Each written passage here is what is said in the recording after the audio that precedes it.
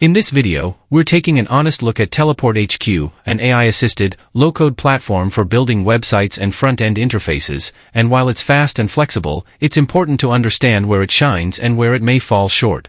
TeleportHQ is great for rapid prototyping. You can design visually, generate layouts with AI, or import from tools like Figma, then export clean HTML, CSS, or framework-ready code. This makes it appealing for designers, freelancers, and teams that want to speed up early development. However, reviewers often note that the generated code can become messy or inconsistent in larger projects, which may require manual cleanup to ensure good SEO, accessibility, and long-term maintainability. Some users also mention occasional export issues or glitches when deploying to static hosts, meaning it's not always a plug-and-play solution. And while the toolset is promising, its community and support ecosystem are smaller compared to more established builders.